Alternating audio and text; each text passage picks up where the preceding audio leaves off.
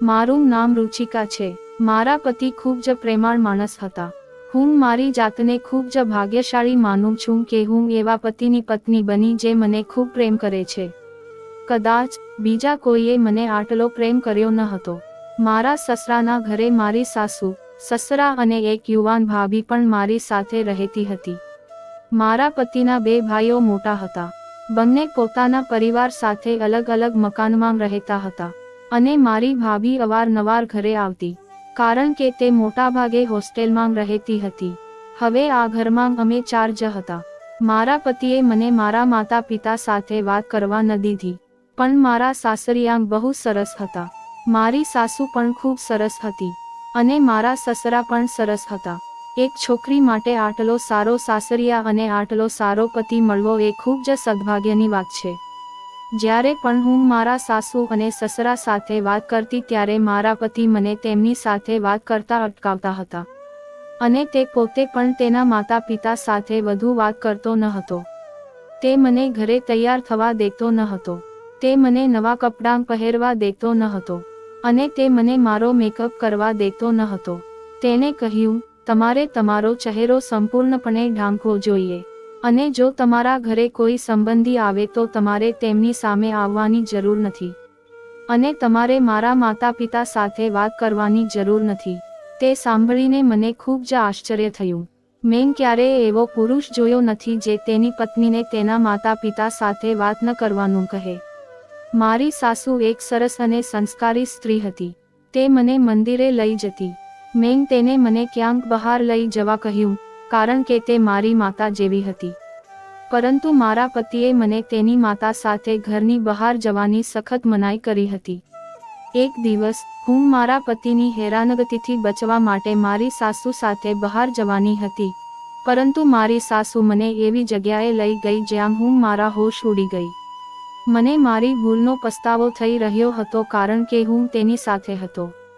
હું ગામડાની એક સાદી અને નિર્દોષ છોકરી હતી.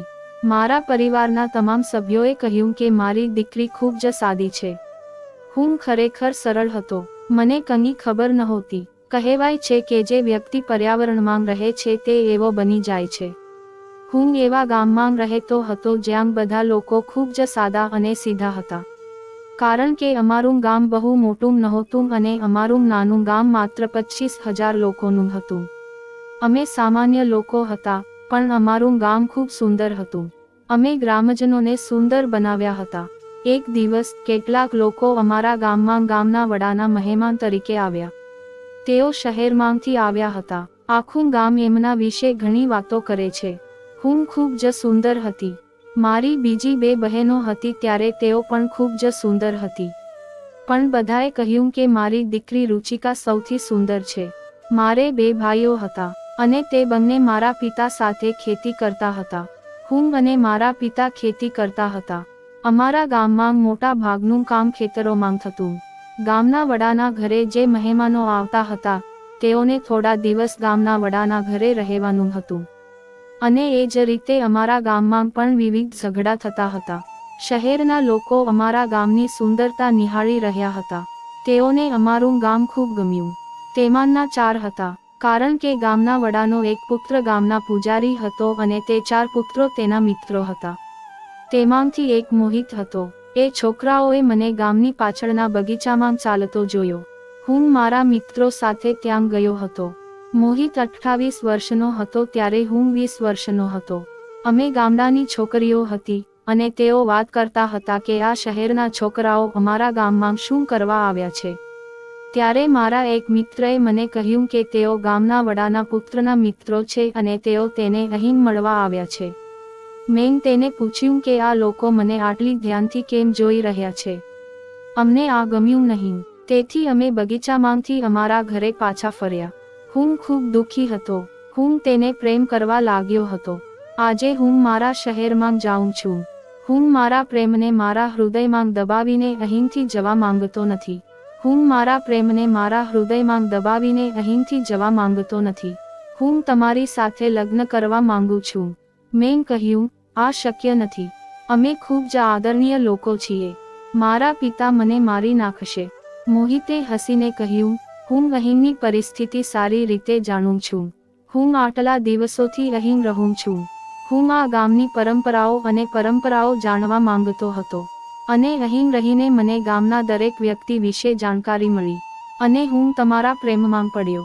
તમારું હૃદય ખૂબ સારું છે. મારી સાથે આવો. હું તને ખૂબ ખુશ રાખીશ. હું મારા માતા પિતા સાથે શહેરમાં રહું છું. મારી એક બહેન પણ છે. બધા તમને સ્વીકારશે. મોહિતે જે કહ્યું તે સાંભળીને હું ગભરાઈ ગયો. તે મને ભાગી જવાનું કહી રહ્યો હતો, પણ હું ભારે મૂંઝવણમાં હતો. બીજી બાજુ મારા મિત્રો અમને ખૂબ જ ધ્યાનથી જોઈ રહ્યા હતા અને આશ્ચર્યચકિત થઈ ગયા કે શું થઈ રહ્યું છે.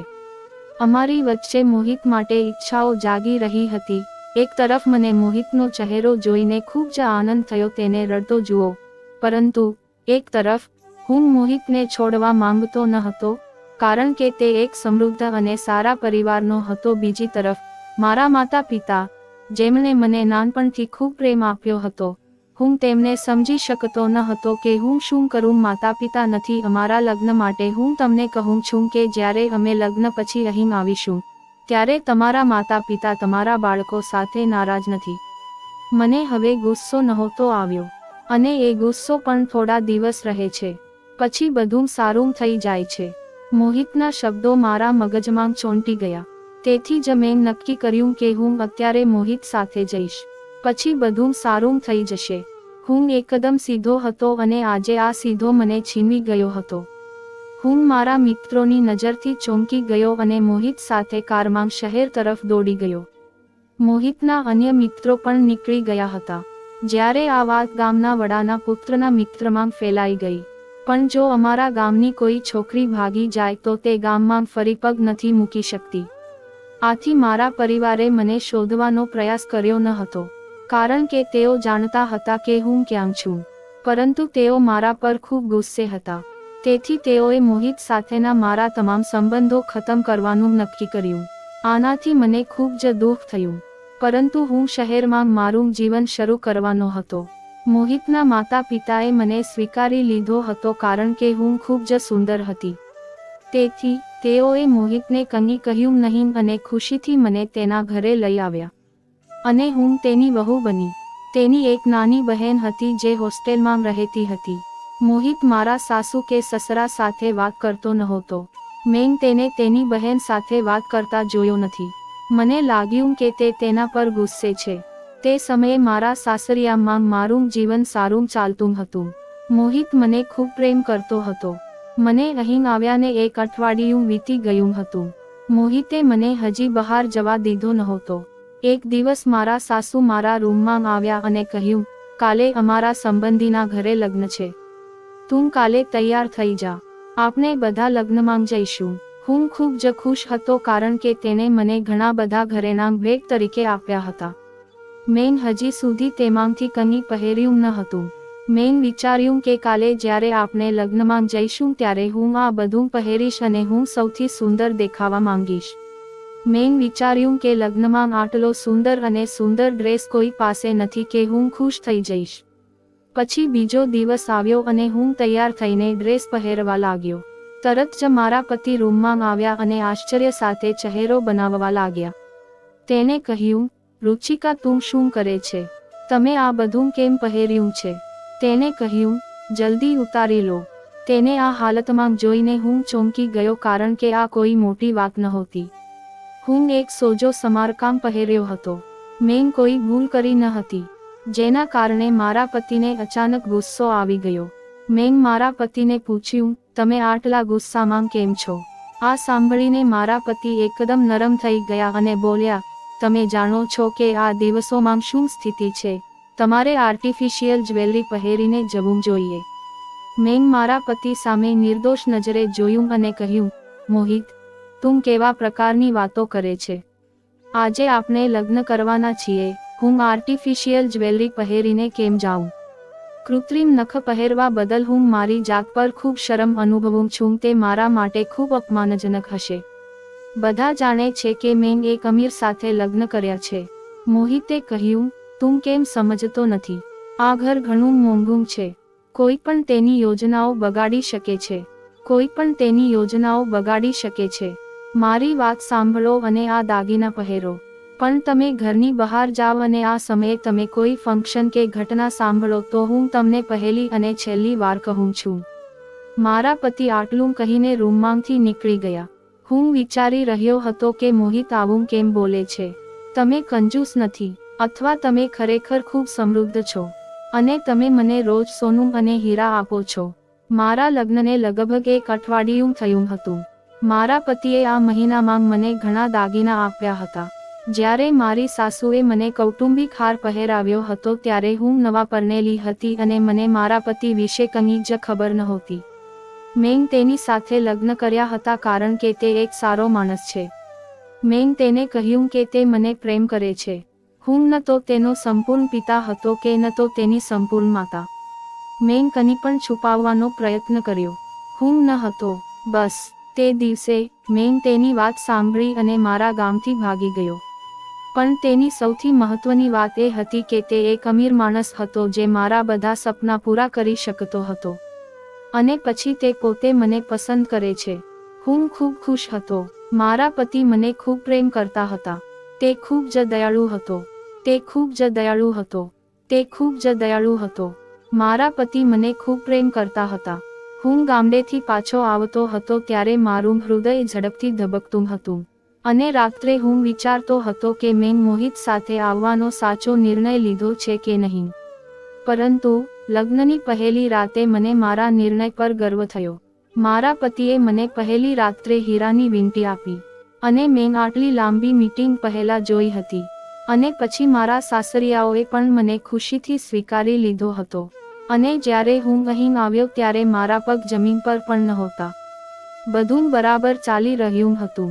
પરંતુ હવે મારા પતિ મારી સાથે શું કરતા હતા? આ દરમિયાન અમારી વચ્ચે નાની નાની દલીલો શરૂ થઈ ગઈ હતી. અને તે એટલા માટે કે જે ઘર હું તને આપવા આવ્યો હતો તે મેં જોયું નથી. પરંતુ મેં મારી જાતને ઠંડા અવાજે કહ્યું કે મારે તેની સાથે લડવું જોઈએ નહીં. અને મામલો ગમે તે હોય, મારે તેને સંભાળવું જોઈએ કારણ કે તે મારા માટે વધુ સારું રહેશે. તેથી મને તેની સાથે લડવું યોગ્ય ન લાગ્યું. અમે તે દિવસે લગ્નમાં ગયા ન હતા, પરંતુ અમને બીજે ક્યાંકથી આમંત્રણ આપવામાં આવ્યું હતું. આજે પણ મેં મારા પતિ સાથે આ અંગે દલીલ કરી હતી, પરંતુ મેં મારી જાતને મનાવી લીધી હતી. અને પછી અમે બંને લગ્નમાં ગયા. આ દિવસ સારો ગયો, અને મેં આ સમયે આને પ્રોત્સાહન આપ્યું ન હતું, કારણ કે હું મારા પતિ સાથે લડવા અને મારા લગ્નને બગાડવાનો પ્રયાસ કરવા માંગતી ન હતી. મારી પાસે એક મોટું ઘર હતું, એક કાર હતી અને મેં મારા પતિ પાસેથી જે માંગ્યું હતું તે બધું મને મળ્યું. પરંતુ થોડા દિવસો બાદ ફરી એ જ ઘટના બની. થોડા દિવસો પછી જ્યારે હું બજારમાં જવા માટે તૈયાર થઈ રહ્યો હતો ત્યારે મેં એક સાદી સોનાની વીંટી પહેરવાનું વિચાર્યું. મેં મારી સાડી ઉતારી અને થોડો મેકઅપ અને સરસ ડ્રેસ પહેર્યો અને હું ઘરની બહાર નીકળી ગયો. અચાનક મારા પતિ ઘરની અંદર આવ્યા અને મને પૂછ્યું, તું આ ડ્રેસમાં ક્યાં જાય છે? અને તમે આ સોનાની વીંટી કેમ પહેરી છે? મેં મારા પતિને કહ્યું, આ એક સાદી કાનની બુટ્ટી છે. તેને પહેરવામાં શું વાંધો છે?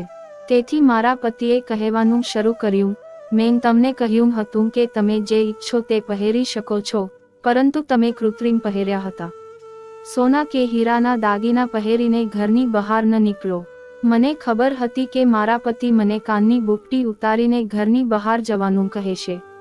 તેથી મેં કાનની બુટ્ટી કાઢીને તેના હાથ પર મૂકી. પણ મને નવું લાગ્યું.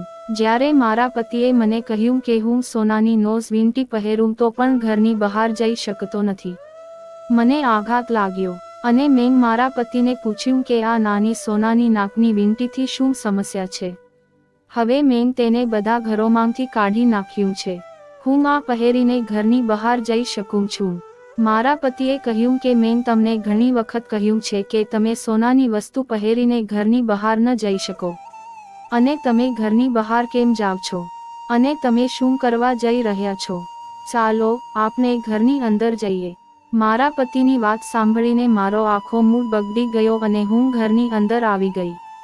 હવે જેમ જેમ દિવસો વીતતા ગયા તેમ તેમ મને મારા પતિ પર ગુસ્સો આવવા લાગ્યો. મોહિત સાથે લગ્ન કર્યા પછી મને લાગ્યું કે મારી પાસે છે. મોહિત વિશે બધું સારું હતું, પરંતુ જ્યારે તે મારી સાથે દલીલ કરતો હતો તો તે આ બધું વિચારીને ચિંતિત હતો. જો તે ઘરથી પરેશાન છે તો મારી પાસે ઘર બધું હતું. મારા પતિ દર બીજા દિવસે મને સોનાની વસ્તુઓ આપે છે અથવા ચાબુક, અને તેને પહેરવાની પરવાનગી આપી ન હતી. મને આ વાતનો ખૂબ ગુસ્સો આવ્યો. જ્યારે મેં મારા પતિ સાથે આ અંગે દલીલ કરી તો તેણે કહ્યું કે જો તમે આ બધું પહેરીને બહાર જશો તો તમને ખબર નથી કે તમારા પર કેટલા જોખમો હોઈ શકે છે, અને તે મારા માટે પણ સારું નથી. મેં વિચાર્યું કે મારા પતિ શહેરમાં બનતી ઘટનાઓથી ડરતા હતા, કારણ કે મેં સાંભળ્યું હતું કે શહેરમાં ઘણી ચોરીઓ થાય છે, પરંતુ દિવસના સમયે કોઈ આપણને લૂંટી શકશે નહીં. જો કોઈ ચોરી કરવાનું કહે તો તે અમારા ઘરે આવીને અમારા તમામ દાગીના ચોરીને લઈ જઈ શકે છે. એવું જરૂરી નહોતું કે જ્યારે પણ હું તેના પગરખાં પહેરીને ઘરની બહાર જતો અને તે ત્યાં આવી ગયો. મારા પતિ ઘરે હતા. મેં તેના માતા પિતા સાથે વાત કરી હતી. મેં ઘણી વખત તેમને આ મુદ્દા વિશે પૂછવાનો પ્રયાસ કર્યો, પરંતુ તેણે મને નવી વસ્તુઓમાં સામેલ કર્યો અને તેણે મને આ પ્રશ્ન પૂછ્યો. એકવાર મેં મારી બહેનને આ વિશે કહ્યું. તે પણ થોડો ઉત્સાહિત થયો. તેણે કહ્યું, મને ખબર નથી, હું તેની એકમાત્ર બહેન છું, પણ તેને ક્યારેય કોઈ સમજી શક્યું નથી. તમે ખૂબ નસીબદાર છો કે તેણે તમને પસંદ કર્યા. મારો ભાઈ બહુ સારો માણસ છે, પણ મને ખબર નથી કે તે મને ઘરની બહાર કેમ જવા દેતો નથી, કારણ કે હું ઘણા વર્ષોથી અહીં હોસ્ટેલમાં રહું છું. હું મારા પતિ પર ગુસ્સે હતી. જ્યારે પણ મારા પતિ રાત્રે મારા માટે નવી સોનાની વસ્તુઓ લાવતા ત્યારે મેં તે સ્વીકાર્યું નહીં. મેં તેને કહ્યું કે હું આ સામગ્રી લઈ શકતો નથી. જ્યાં સુધી તમે મને તે પહેરવાની પરવાનગી ન આપો ત્યાં સુધી. મારા પતિએ મારી વિનંતી અંગે મૌન સેવ્યું અને કહ્યું, રુચિકા, હું તને ખૂબ પ્રેમ કરું છું. હું આ કરવા માટે માત્ર લાચાર છું. જુઓ, મેં તને આ બધું મારી મહેનતના પૈસાથી આપ્યું છે. આ તમારી પાસે સુરક્ષિત રાખો. આ મુશ્કેલ સમયમાં તે આપના માટે ઉપયોગી થશે. પણ હવે હું વિચારતી હતી કે મારા પતિ એવું કેમ કરે છે કે તે રોજ સોનું લાવે છે. મને લાગ્યું કે કંઈક ખોટું છે. મેં મારા પતિને આ રીતે પૂછવાનો પ્રયત્ન કર્યો. તો મેં કહ્યું, હું શું કામ કરું? તમને તેની શું પડી છે? તને મારા પર વિશ્વાસ નથી? મેં કહ્યું, મને તમારા પર ઘણો વિશ્વાસ છે, તેથી જ હું તારી સાથે અહીં આવી છું. તારા પતિએ કહ્યું, બસ તારી જિંદગી આમ જ જીવો. હું મારા પતિ પર ગુસ્સે હતી. તેણે મને શબ્દોમાં સમજાવવાની કોશિશ કરી. મારા સાસરિયાનું ઘર બહુ મોટું હતું. વાસ્તવમાં તે એક સંપૂર્ણ બંગલો હતો. મારા પતિએ મને એક સોનાનો હાર આપ્યો અને કહ્યું, હું ખૂબ જ ખુશ હતો, હું ખૂબ જ હતો, હું ખૂબ ખુશ હતો, હું ખૂબ જ ખુશ હતો, હું ખૂબ ખુશ હતો. હું તેને મારી રાણી તરીકે રાખું છું. તમારે માત્ર એક જ શરત સ્વીકારવી પડશે. પરંતુ તે વાતચીતનો અર્થ શું હતો? શરતો? મેં વિચાર્યું કે હું મારી સાસુ અને મારા પતિની આદતો વિશે વાત કરીશ, અને તે સમયે મેં નક્કી કર્યું હતું કે જો તે મને મૂંઝવવાનો પ્રયત્ન કરશે તો હું તેની વાત નહીં સાંભળીશ અને તેની પાસેથી જ મારો જવાબ લઈશ. હું તેને મળવા ગયો ત્યારે તે તેના રૂમમાં નહોતો. એક નોકરાણીએ મને કહ્યું કે તે એક સંબંધીના ઘરે ગયો છે અને 2 દિવસમાં પાછો આવશે. તેણે મને ફોન કરવાનો પ્રયાસ કર્યો, પરંતુ મારો મોબાઈલ સાયલન્ટ હતો. તેથી મેં નોકરાણીને કહ્યું કે તે મને તેના વિશે કહે. આ સમસ્યા માટે મારે શા માટે સમજૂતી શોધવી પડી તે હું સમજી શક્યો નહીં. મને ખબર ન હતી કે મોહિત શું કરી રહ્યો હતો. એક રાત્રે હું મારા પથારીમાં સૂતો હતો. અચાનક હું ભયથી જાગી ગયો. અચાનક રાત્રે 3 વાગ્યે મને મારા પતિનો ફોન આવ્યો. મારા પતિએ ફોન રિસીવ કર્યો અને નીચા અવાજે વાત કરવા લાગ્યા. મારા પતિને ખબર ન હતી કે હું તેના ફોન પર છું. તેને ખબર નહોતી કે હું આટલો થાકી ગયો છું. હું આજે નહીં આવી શકું. હું કાલે કોઈ મોટી જગ્યાએ જઈશ અને હાથ મિલાવીશ. અને પછી મારા પતિ નીચા અવાજમાં 5 મિનિટ બોલ્યા. પછી કોલ ડિસ્કનેક્ટ થઈ ગયો અને મારા પતિ સૂઈ ગયા.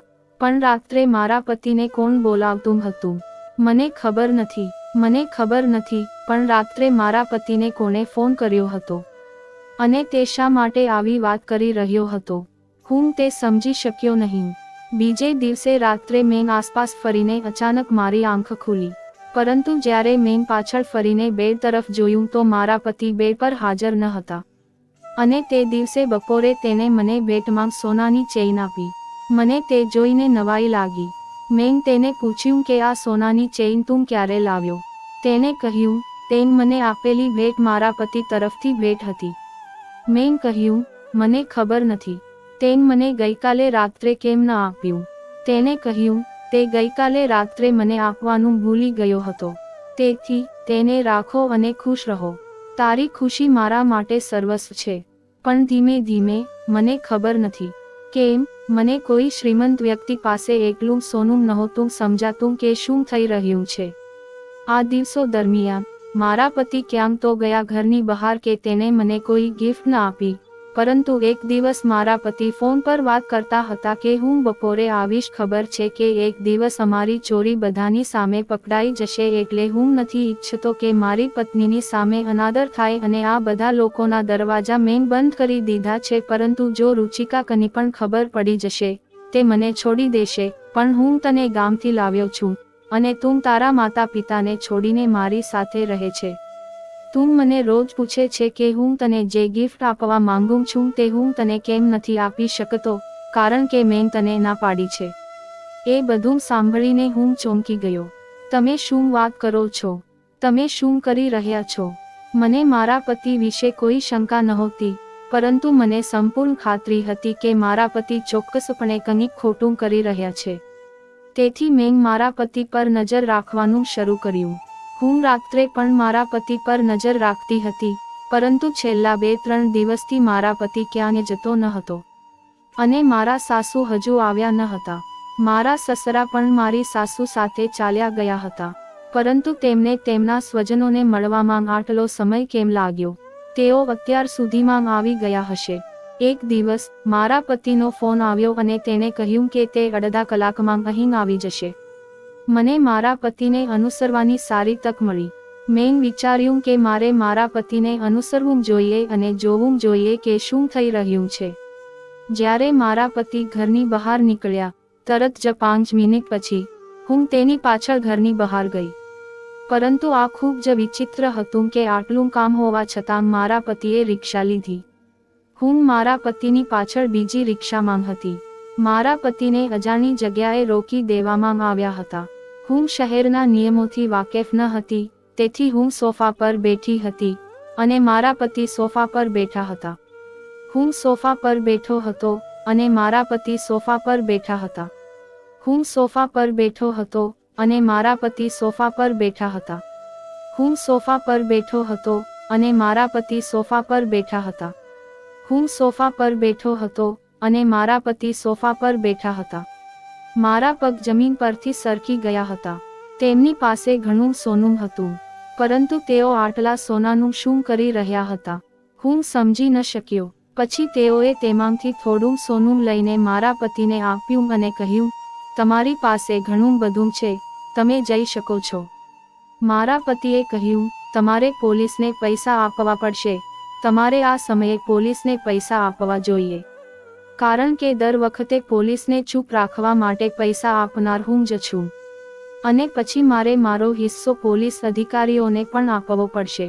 તો તમે મારા પતિને કંઈક સમજાવી શકો. તે પછી મારા પતિ ત્યાંથી બહાર આવ્યા. હું સમજી ગયો કે મારા પતિ શું કરે છે. તે શાંતિથી ઘરે પાછો આવ્યો. જ્યારે મારા પતિ ઘરે આવ્યા ત્યારે હું પહેલેથી જ તેની રાહ જોઈ રહ્યો હતો. કારણ કે આજે હું તેને પ્રેમથી પૂછતો હતો કે તે કોણ છે અને તે શું કરી રહ્યો છે. ત્યારે હું તેની સામે ઊભો હતો અને મેં તેને પૂછ્યું કે હું શું પૂછું છું તેને, અને તે ચોંકી ગયો. મેં તેને કહ્યું, હું જાણું છું કે તમે આ સોનું ક્યાંથી મેળવો છો, તેથી તમારે મારા પતિને મારી સામે શરમ અનુભવી છે. મને પ્રભાવિત કરવા માટે આ બંગલો ખરીદ્યો હતો અને તે તેના માતા પિતા નથી. અને હું જે છોકરી સાથે ફોન પર વાત કરી રહ્યો હતો તે મારા પતિની મિત્ર છે. મોહિતના પરિવારે મારી સાથે લગ્ન કરવા માટે આ કર્યું હતું, પરંતુ તે તેને વેચી શકતો નથી કારણ કે તેને બેંકમાંથી તમામ સોનું ચોરી લીધું છે. તેની પાસે આખું જૂથ છે. આ તમામ લોકો બેંકમાં લૂંટ ચલાવી રહ્યા છે અને લોકરમાં રહેલું તમામ સોનું ચોરી રહ્યા છે. પોલીસ હજુ સુધી આ લોકોને પકડી શકી નથી, કારણ કે આ લોકો માસ્ક પહેરેલા ચોર છે. હું હજી પણ તે કોણ છે તે શોધી શક્યો નથી. મારા પતિ અને તેના લોકો કોઈ પણ દિવસે પોલીસને પકડી લેત.